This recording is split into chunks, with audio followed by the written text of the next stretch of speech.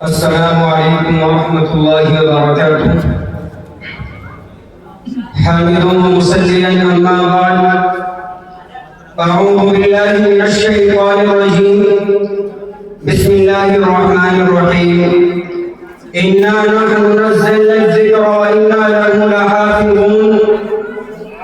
وقال النبی صلی اللہ علیہ وسلم ان من البیان لسحرا، او کما قال علیہ الصلاۃ والسلام۔ سامعین محترم، عزیزان ملت، اللہ تبارک و تعالیٰ کا بڑا احسان و کرم ہے کہ اس نے ہمیں ہر سال کی طرح اس سال بھی یہ دن نصیب فرمایا کہ ہمارے مدرسے کا اجلاس دیکھنا ہم سب کو نصیب ہوا۔ ہمارے لیے بڑی ہی مسرت و شادمانی کی بات ہے کہ ہمارے درمیان علماء کا خطاب ہوگا اور ان کے نورانی چہرے دیکھنے کو ملیں گے۔ حضرات، ہمارے اکابرین اور بزرگوں کا یہ دستور اور طریقہ رہا ہے کہ جب بھی وہ اپنی کسی محفل یا مجلس کا آغاز کرتے تو اللہ تبارک و تعالیٰ کی مقدس کتاب قرآن مجید سے کرتے۔ وہ قرآن مجید جو فصاحت و بلاغت کا گھاٹے مارتا سمندر ہے، میں اس پہ تھوڑی سی روشنی ڈالنے کی کوشش کروں گا۔ حضرات دیکھیں، جب یہ قرآن اترا ہے تو دنیا نے دیکھا تھا کہ جن لوگوں پر یہ قرآن اتر رہا تھا، جن سے یہ قرآن خطاب کر رہا تھا، ان لوگوں کی دنیا میں کوئی حیثیت نہیں تھی، دنیا انہیں جانتی نہیں تھی،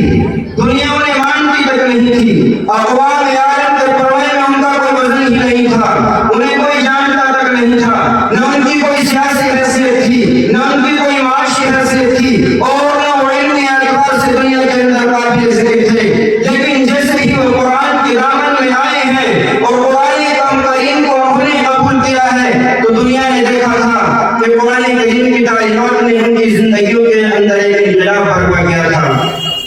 وہ انقلاب کیا تھا جو ان کی زندگیوں کے اندر آیا تھا؟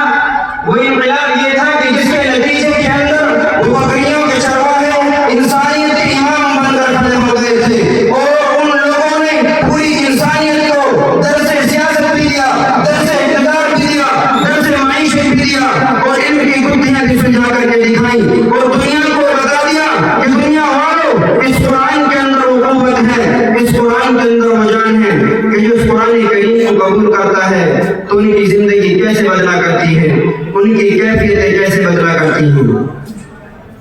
اور جو قرآن کو نہ مانے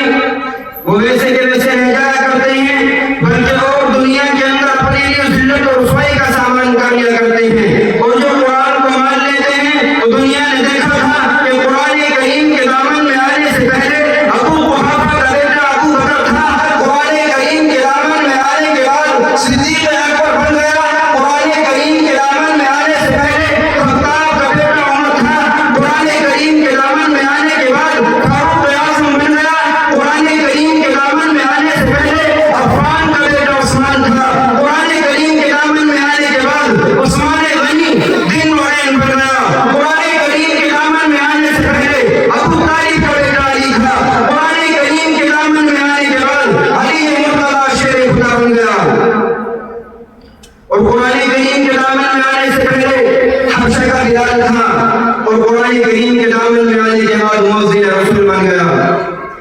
قرآن کریم کے دامن میں آنے سے پہلے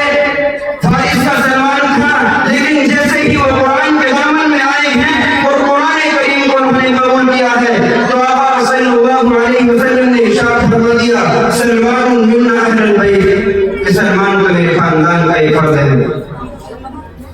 میں عرض کر رہا ہوں کہ ان دینی محافلوں کا سب سے بڑا مقصد یہ ہے کہ مسلمان کی زندگی کے اندر انقلاب آ جائے اور مسلمان اس طریقے پر دنیا کے نمونہ بننے کی کوشش کرے جس طریقے پر صحابہ کرام نے اس قرآنی تعلیمات کے استفادے کے نتیجے کے اندر دنیا کو امامت اور سیادت کو ثابت کر کے دکھایا تھا۔ اور دوسری بات یہ ہے کہ قرآن کریم کے اندر یہ بھی بڑا کمال پایا جاتا ہے کہ قرآن کریم کے اندر ایک مقناطیسی طاقت ہے، مقناطیسی قوت ہے. یہ قرآن کریم دنیا کے لوگوں کو اپنی طرف کھینچ لیا کرتا ہے، اپنی طرف متوجہ کر لیاتا ہے.